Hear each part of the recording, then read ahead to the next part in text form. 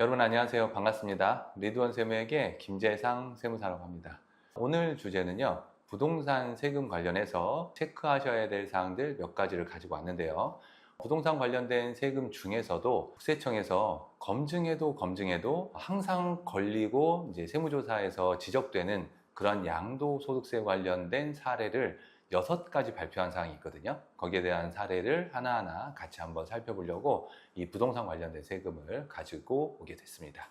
어떤 경우에 문제가 발생을 했고 어떤 착각을 해가지고 세무조사를 받았는지 거기에 대해서 여러분들 정확하게 알아두시고 활용하시기 바라겠습니다. 우선 첫 번째 주제는 공부상 용도가 업무시설이더라도 사실상 주거용으로 사용하는 건물이라면 얘는 주택에 해당한다 라고 하는 주제고요.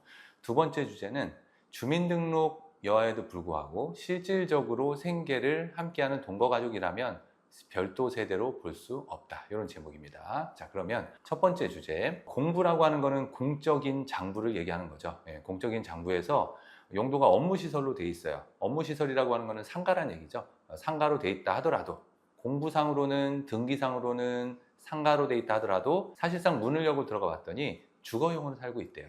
이런 경우는 주택을 소유하고 있는 것에 해당이 되기 때문에 이 주택이 보유하는 1세대 1주택 주택수에 포함이 된다. 이렇게 보시면 되겠습니다. 어떤 사례가 있었냐면, 자, 그림을 한번 보시면요.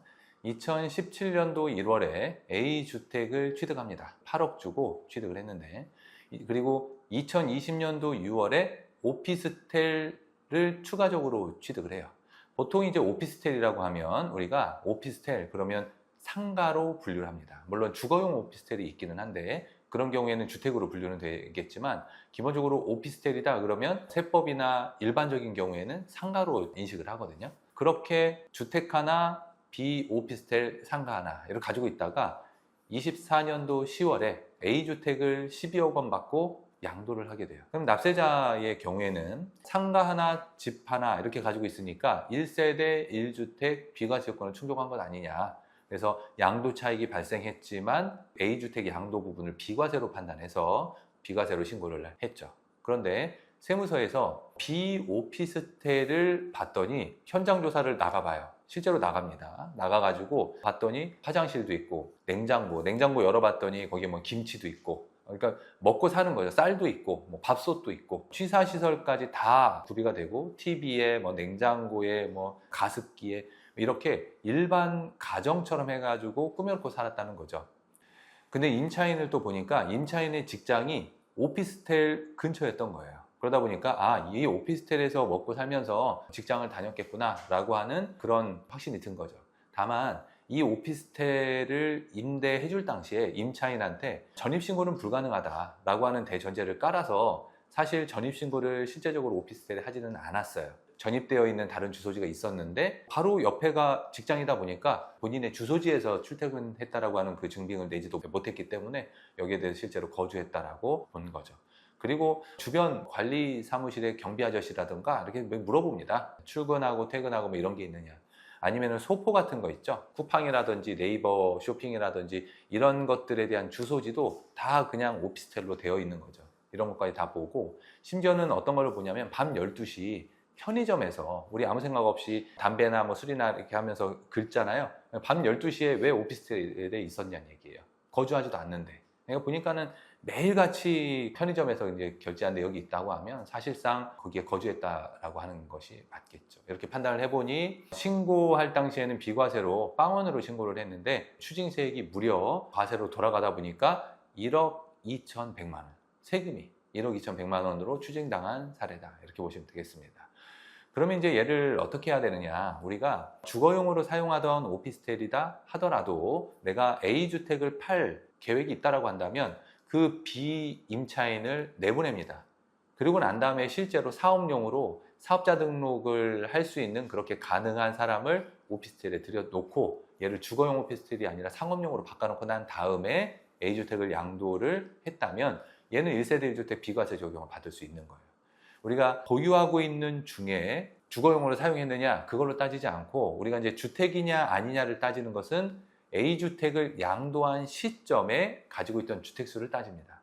양도 시점에 비오피스텔을 주거용이 아닌 사업용으로 사용하게끔 전환만 해놓으셨다고 한다면 얘는 1억 2,100만 원이라고 하는 세금을 아낄 수 있었다. 이렇게 보시면 되겠습니다. 그래서 주변에 이제 이런 오피스텔을 많이 하는데요. 특히나 젊으신 분들도 굉장히 좀 많이 합니다. 이럴 때는 오피스텔이라고 하는 거는 주택하고 상가를 왔다 갔다 할 수 있기 때문에 그 부분 꼭 체크해 두시고 이렇게 부당하게 과세되는 그런 게 없도록 꼭 챙겨 주시기 바라겠어요. 체크 포인트는 소득세법에서의 주택이라고 한다면 공부상 용도급은 상관이 없다. 실제적으로 사실상 주거용으로 쓴다면 주택이다라고 하는 내용입니다.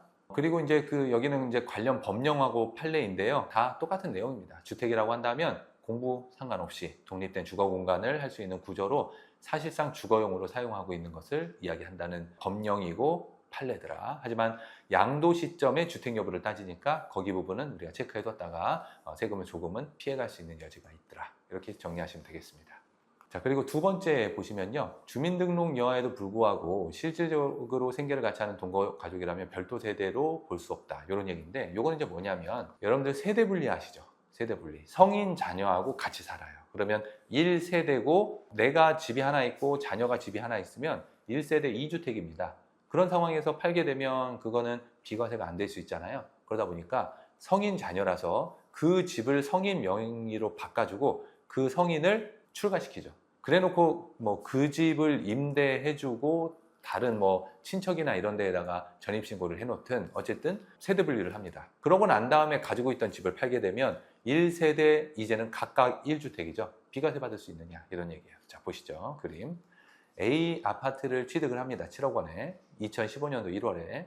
그리고 B 아파트를 또 삽니다. 19년도 6월에. 그런데 2주택이 됐죠. 자녀랑 같이 살기 때문에 23년도 11월에 그 B 아파트를 자녀한테 증여를 해요. 증여를 한 다음 2024년도 1월에 자녀랑 세대 분리를 합니다. 자녀를 친척집에다가 전입신고를 옮겨놓으면서 형식적으로만 옮겨놓으면서 세대 분리를 하죠. 사는 거는 그냥 같이 한 집에 살고 있어요. 그렇게 하다가 24년도 2월에 한 달 있다가 2월에 A 아파트를 양도합니다. 우리가 주민등록 그 등본상에서는 이게 세대 분류가 되다 보니까 이름이 빠져서 별도 독립된 세대를 구성하는 것처럼 보이는데 문제는 또 뭐냐면 두 달 있다가 24년도 4월에 다시 세대를 합가합니다. 그러면 누가 봐도 1월에 나갔다가 2월에 양도하고 4월에 합가하게 되면 이게 누가 봐도 양도를 위해서 세대 분리한 것처럼 보이죠. 이런 것 때문에 걸려서 원래 신고는 비과세로 신고를 했어요. 1세대 1주택 비과세로 했는데 얘도 1억 5,100만 원. 추징세액이 엄청나게 많이 부과된 그런 사례다. 이렇게 보시면 되겠습니다. 이거는 이제 어떻게 보면 진짜로 세대 분리해서 나갔다가 혼자 사니까 외롭고 뭐하고 안 좋아요. 그래가지고 세대 합가를 다시 진행한 정말로 그러한 상황이라고 한다면 얘는 비과세 받을 수 있는 상황입니다. 하지만 조사 내용을 보니까 대학생 자녀인데 소득이 없어서 부모님한테 용돈을 받았고 그리고 다시 세대 분리했다가 합가한 이유를 납득할 만한 이유를 제시하지도 못했고 그리고 친척집에 실제 거주하는 걸로 처리를 했는데 그거를 입증할 수 있는 교통카드 같은 거 있죠. 대학교 다니거나 그러면 거기에서부터 거기까지 학교까지 교통카드 찍었을 거 아니겠어요? 그거 뭐 통행 기록이라든지 이런 것들을 주면은 누가 봐도 명백하게 이제 입증이 된 건데 만약에 그러면은 당연히 비과세 받을 수 있는데요. 얘는 입증이 안 된 거죠.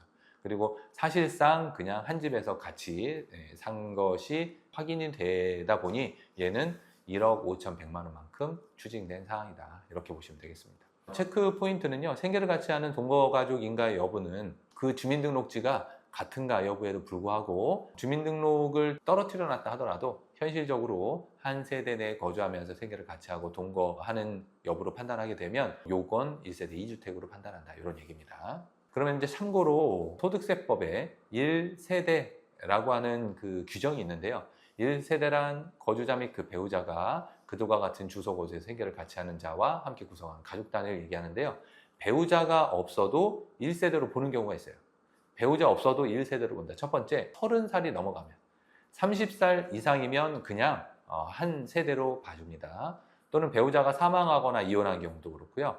30세 미만인 사람도 30세가 넘으면 무조건 1세대로 봐주고 30세 미만인 경우라고 하더라도 12개월 동안 1년 동안 경상반복적인 소득이 중위소득 12개월로 한 사람 금액의 40% 이상이면 여기서 말하는 중위소득은요 1인 가족 기준으로 월 240만 원 정도 됩니다. 그거의 40% 이상 1년 동안 계속 반복적으로 발생하면서 그 소유하고 있는 주택이나 토지 관리를 유지하면서 독립된 생계를 하고 있다고 본다면 얘는 별도 세대로 볼 수 있는 거니까 세대 분리를 하실 때도 좀 조심해서 하시게 되면, 이거는 1세대 2주택임에도 불구하고 하나를 자녀한테 증여해서 세대 분리를 통해서 비과세 받을 수 있었던 상황인데, 이게 잘못하면서 이제 걸리게 된 상황이다. 그래가지고요, 내가 양도할 생각이 있다고 한다면 한 달 전에 분리하고 뭐 한두 달 있다가 합가, 그렇게 하시면 안 되는 거예요. 미리 분리를 하고 양도하고 난 다음에 조금 시간적 여유를 두고 합가를 하셨어야 되는데, 그게 좀 잘못된 상황이죠. 참고 삼아 저희가 양도소득세는요, 양도를 했죠. 양도하면 2달 안에 신고를 하거든요. 그러면 신고를 받은 세무서는 받아가지고 얘를 보통 6개월 정도 안에 자기가 시간 될 때 그거를 확인하는 거예요. 그러다 보니까 양도를 하고 난 다음에 2달 안에 합해버렸는데, 그러면은 혹시 합가한 건 아닌지 주민등록등본을 떼볼 거 아니겠어요? 우리는 나갔다 왔는데 공무원이 조회할 그 당시에는 이미 들어와 있는 상태죠. 그러니까 여유 있게 최소 6개월, 조금 안전적으로 하려고 한다면 1년 뒤에 납기하시면 좋습니다. 아셨죠? 그 시점에 주민등록등본을 확인하니까요. 아셨죠? 이렇게 보시면 되겠습니다. 이렇게 해가지고 이제 검증에도 늘 적발되는 양도소득세 사례 2가지를 살펴봤고요. 추가적으로 궁금한 사항이 있으시거나 그러시면 우리 중소기업 경영연구소를 통해 가지고 연락 주시면 답변해 드리도록 그렇게 하겠습니다. 오늘도 수업 듣느라 고생 많으셨고요. 다음 시간에 뵐게요. 수고하셨습니다.